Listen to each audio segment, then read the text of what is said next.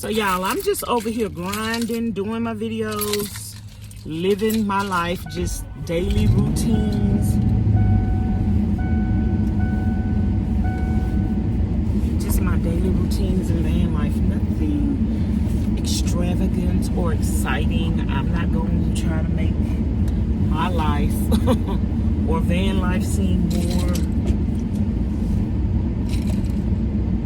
exciting than it is. You know, van life can be exciting, and you can be doing different things, but van life is like regular life. You just living in your van, and the day ins and day out of life is just what it is. What do you do in your regular life? Wake up in the morning, brush your teeth, wash your face, go to work, cook, eat, wash clothes, fold clothes, clean up, feed the kids, be with your husband.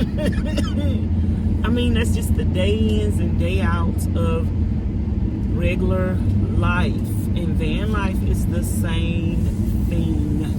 It's the day ins and the day outs of van life. It's just showing people that you can survive in van life in the wintertime, in the summertime, during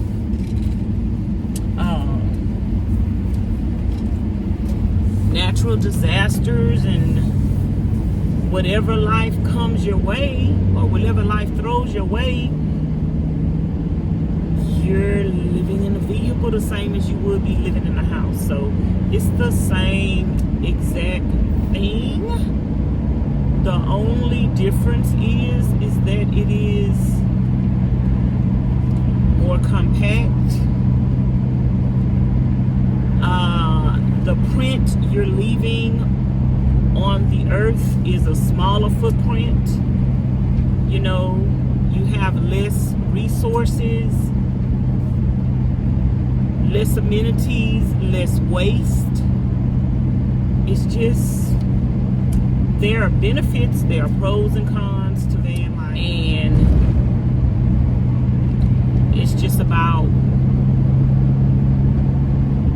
what you can live with without a whole lot more than what you think you can. It's not that bad. So it don't bother me living in a van. I grew up with less. I grew up with not having a lot of things.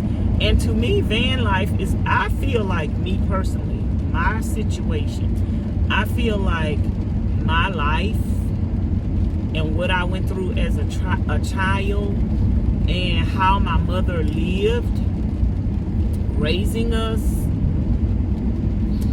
it prepared me for whatever. Like, half the time my mama didn't have lights on, half the time she didn't have water, half the time we was living in raggedy houses that was falling apart. We lived in an abandoned house. Like,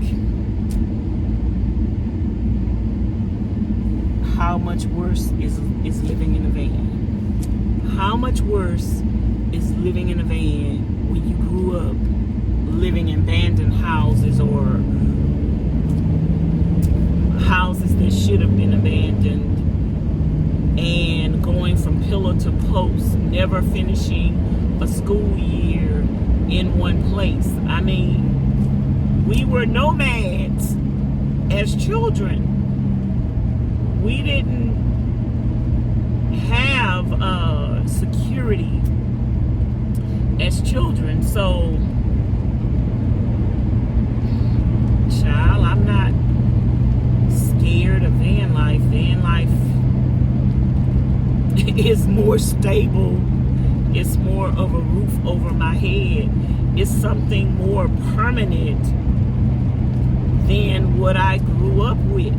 So it's just, some people are built for adversity. If you guys think this is adversity, this is not adversity to me. But some people are built from adversity. What you put your children through when they are growing up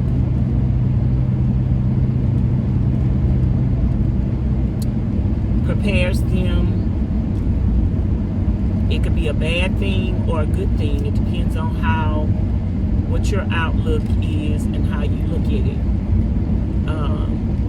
A lot of people go through things in life and they resent their parents because of the things that they go through, and it takes them down other roads that are not good because of what they went through. And they don't look at the positive aspect of it. They don't grow from it. They don't get stronger. And some people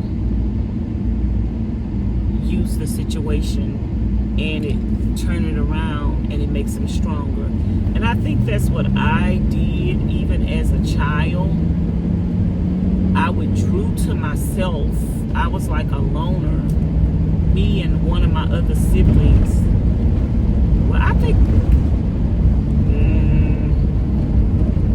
3 of us were kind of loners. And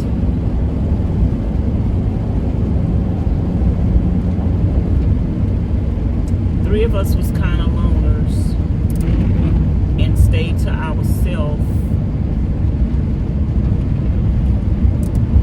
But I stayed to myself because I can't speak for my other siblings. I stayed to myself kind of like I do now, focusing on myself, kind of working on myself. And I had an outlet that helped me to overcome my struggles, because some people don't have nobody to talk to and they hold everything in. And I kind of did hold everything in, but at the same time I had a form of expressing myself on pen and paper that I still held everything in. Everything was still a secret, but I still kind of did let it out a little bit through writing. Writing at a young age probably saved my life, because I did start contemplating self-harm at a very, very, very young age. I didn't feel like I was loved at a young age. I had so much responsibility on me at a young age that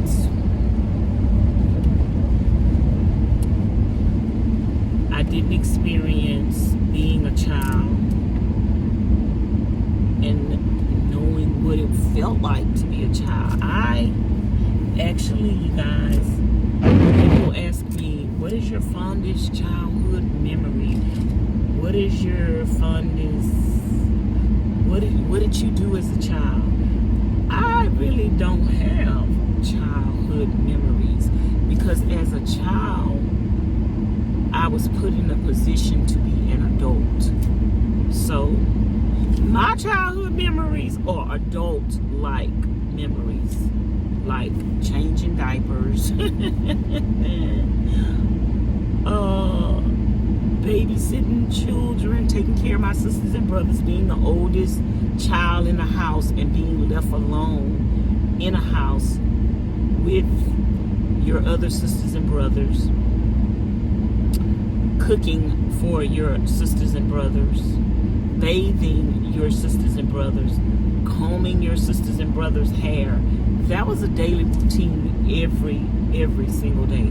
My mom even went and got a job for herself, but took me to the job every day to work in her place. And it was okay with the business owner. It was supposed to be her job, but I went to the job every day and worked, staying up late at night, working that job. She got a job washing dishes at like a restaurant or a club or something. I wasn't even supposed to be there. I was a minor. And I washed dishes while my other sisters and brothers were at home sleeping, getting ready for school by getting rest. I was at this place washing dishes in the middle of the night until she came to pick me up. She wasn't there. She was at home or wherever she was at. She was there. And that was gloomy. That was scary. Like, I have so many instances of mistreatment and abuse and abandonment that how could a child grow up with confidence? How could a child grow up with securities and when the very essence of being a child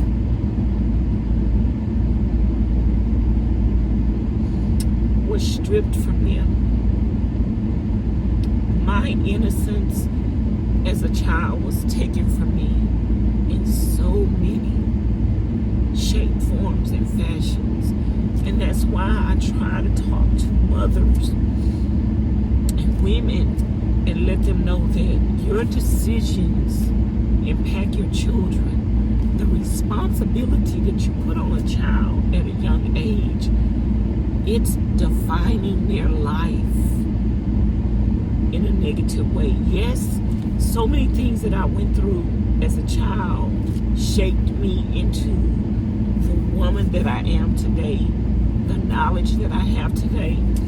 But so much that I went through as a child destroyed me, because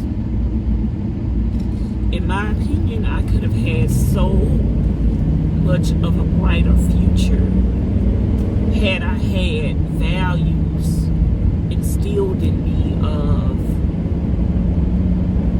nobody taught me, showed me, or demonstrated to me what it was to dream, to want to achieve things. You know, when you got a parent that's working, or you have a parent that overcame struggles, you have a parent that demonstrated to you that they could achieve any and everything in life and they could make it, then that's them showing you how to be a hard worker, how to be. My mama didn't show, in my opinion, I'm speaking from my opinion, I have different siblings.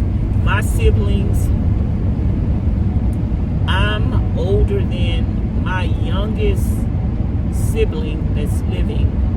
We're 10 years apart. So my siblings, and I say this all the time, when you have a parent that had a lot of children,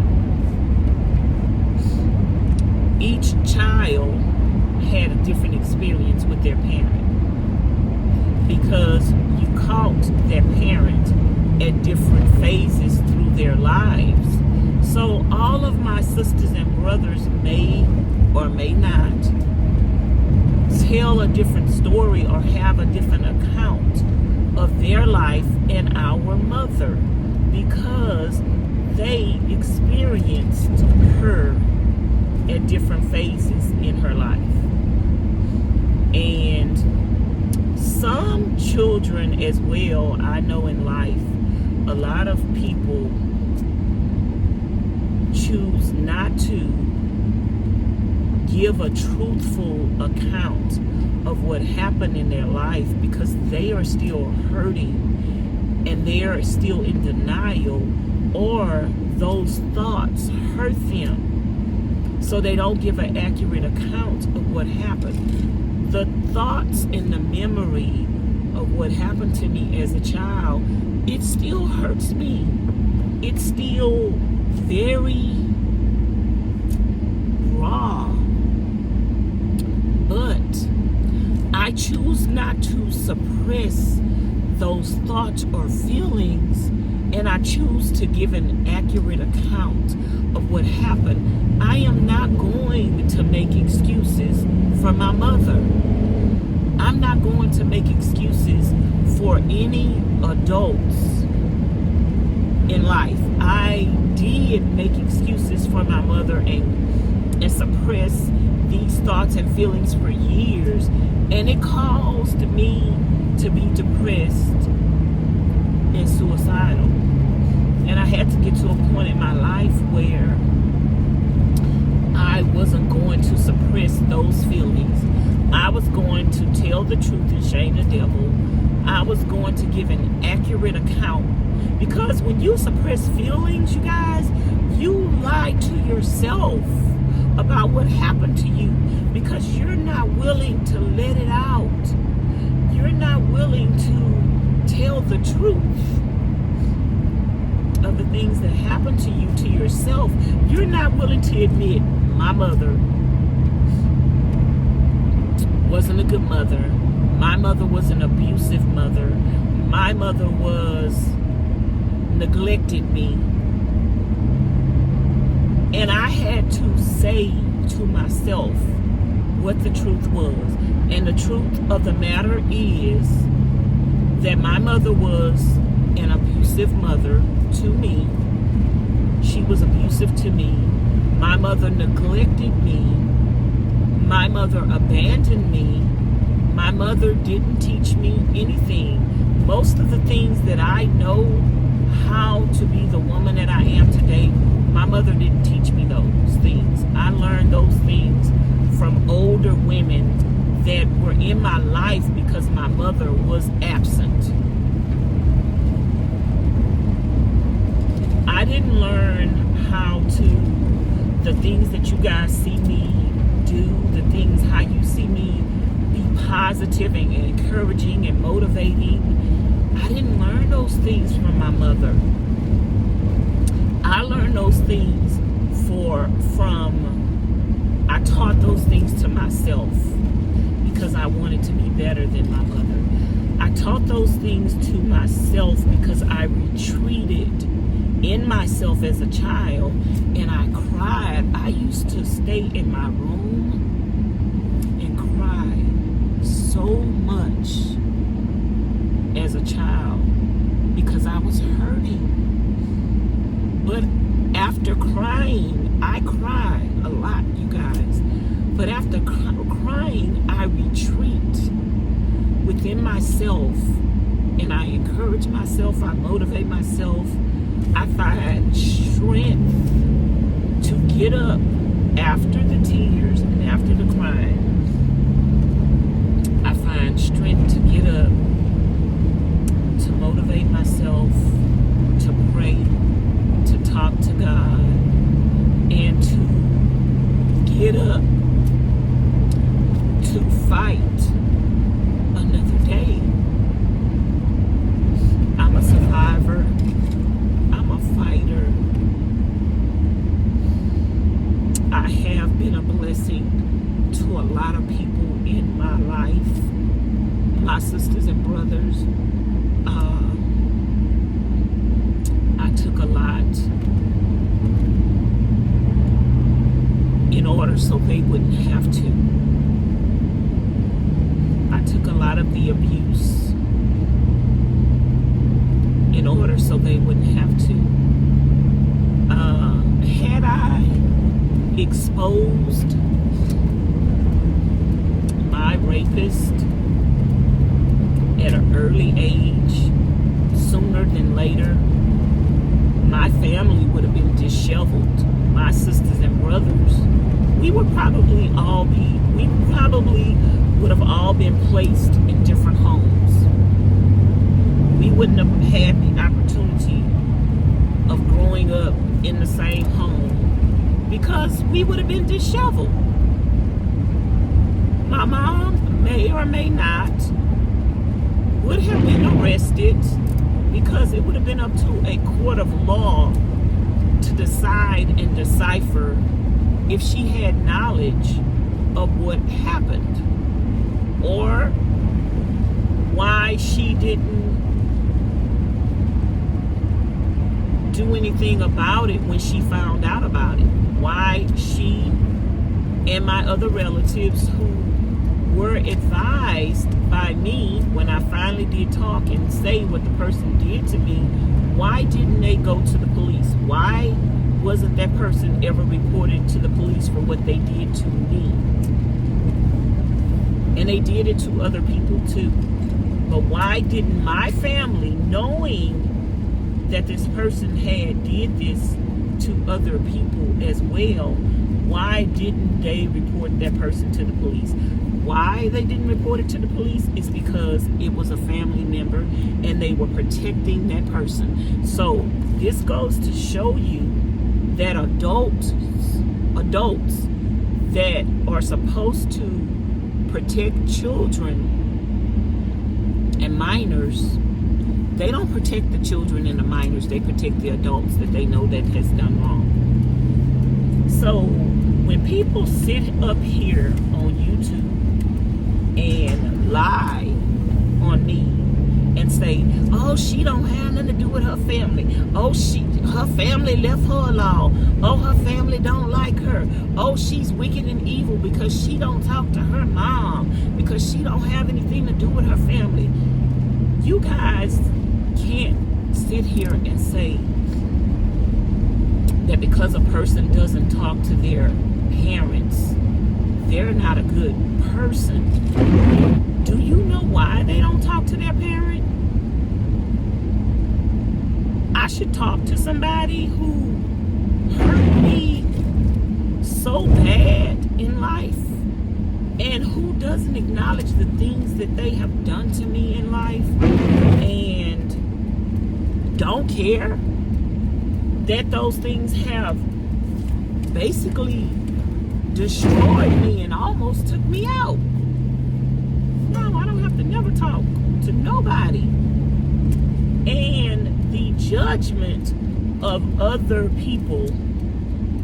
See, let me tell y'all why some mothers defend another mother that they don't even know. And they've heard of the atrocious things that that mother could have done to her kids. Answer this question. What mother, what female who truly is a good mother defends such atrociousness from another woman? Takes up and defends a woman and the things that she possibly could have done to her own children. What woman would defend them? A woman that is doing the same thing and has done the same thing to her own kids. That's who.